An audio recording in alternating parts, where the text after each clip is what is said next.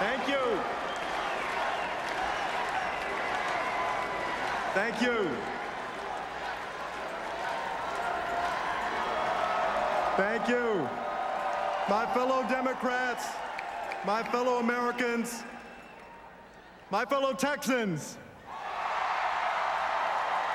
I stand before you tonight as a young American, a proud American, of a generation born as the Cold War receded, shaped by the tragedy of 9/11, connected by the digital revolution, and determined to re-elect the man who will make the 21st century another American century, President Barack Obama.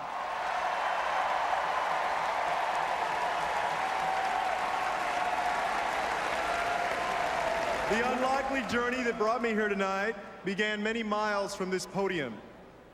My brother Joaquin and I grew up with my mother, Rosie, and my grandmother, Victoria. My grandmother was an orphan. As a young girl, she had to leave her home in Mexico and move to San Antonio, where some relatives had agreed to take her in. She never made it past the 4th grade. She had to drop out and start working to help her family.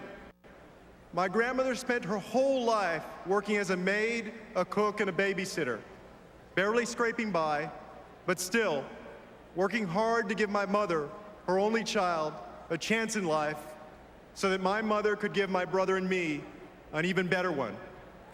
As my grandmother got older, she begged my mother to give her grandchildren.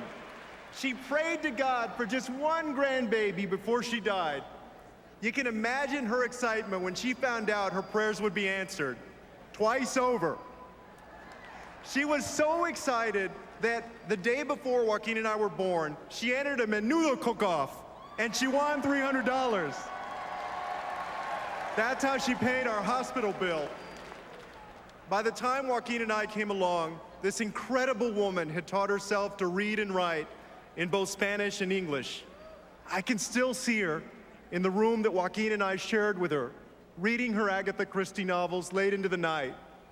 And I can still remember her every morning as Joaquin and I walked out the front door to school, making the sign of the cross behind us, saying, "Que Dios los bendiga."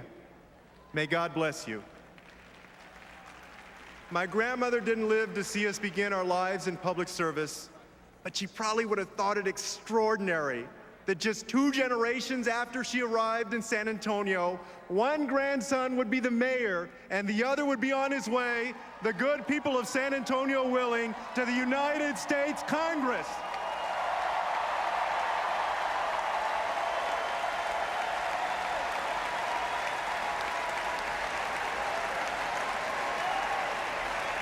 My family's story isn't special.